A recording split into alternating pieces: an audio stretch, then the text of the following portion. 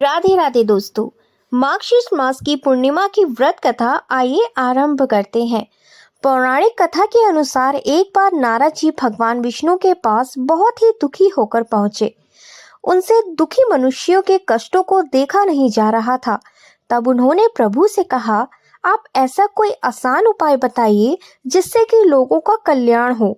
यह सुनकर भगवान श्री हरि ने कहा, जो भी व्यक्ति संसारिक सुख और मृत्यु के बाद मोक्ष प्राप्त करना चाहता है, उसे श्री सत्यनारायण भगवान की पूजा करनी चाहिए। फिर भगवान विष्णु ने सत्यनारायण व्रत कथा को विस्तार से बताया। सत्यनारायण व्रत का आरंभ भगवान विष्णु और नारद जी के वार्तालाप से होते हुए श्री हरि के सत्यनारायण व्रत एवं पूजा की विधि के वर्णन के साथ राजा उल्कामुख, गरीब लक्कड़हारा, निर्धन ब्राह्मण, साधु वैश्य, लीलावती, कलावती, धनवान व्यवसायी, राजा तुगध्वज और गोपागणों की कथा तक है। कथानुसार ग्रहण करने से ये निष्कर्ष निकलता है कि जिस किसी ने सत्य के प्रति श्रद्धा विश्वास किया, उन सभी के कार्य सिद्ध हो गए। जैसे लक्कड़हारा, गरीब ब्राह्मण, उल्कामुख ने सुना कि यह व्रत सुख, सौभाग्य, संपत्ति को देने वाला है, तो सुनते ही श्रद्धा, भक्ति और प्रेम के साथ सत्य व्रत का आचरण करने लगे। सुख भोग कर परलोक में मोक्ष के अधिकारी हुए। साधु वैश्य ने भी यही प्रसंग राजा उल्कामुख से विधि विधान के साथ सुना, किंतु उनका विश्वास अधूरा था, श्रद्धा में कमी थी।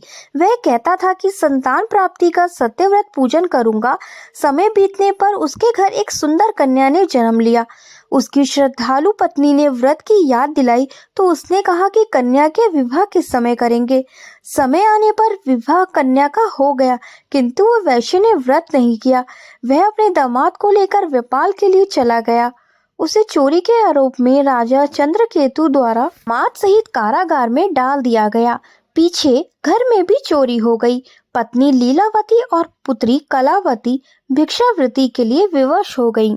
एक दिन कलावती ने किसी विप्र के घर श्री सत्यनारायण कथा का पूजन होते देखा और घर आकर माँ को बताया। तब माँ ने अगले दिन श्रद्धा से व्रत पूजन कर भगवान से पति और दामाद के लिए शीघ्र वापस आने का वरदान मांगा। श्री हरि प्रसन्न हो गए और सपने में राजा को 2 बंदियों को छोड़ने का आदेश दिया। राजा ने उसका धन धान्य और प्रचुर द्रव्य देकर विदा किया।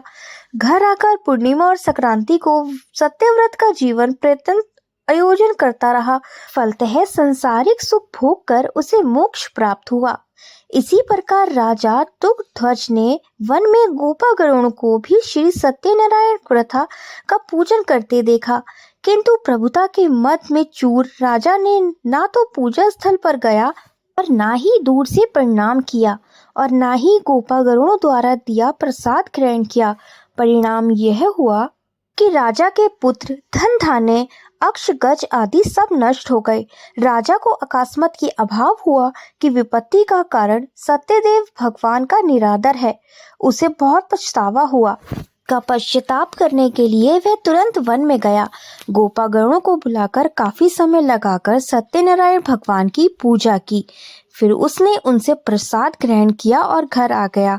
उसने देखा कि विपत्ति टल गई। उसकी सारी संपत्ति और जन सुरक्षित हो गए। राजा प्रसन्नता से भर गया और सत्यव्रत के आचरण से निवृत्त हो गया और अपना सर्व भगवान को अर्पण कर दिया। श्री सत्यनारायण व्रत से हमें ये शिक्षा मिलती है, सत्य रूप ब्रह्मा जीवात्म रूप से हमारे अंदर विद्यमान है। हम सब सत्य के ही स्वरूप हैं, पर माया के वश में आकर नष्ट होने वाली वस्तुओं को संग्रह करने की सोचकर संसार में मग्न हो रहे हैं।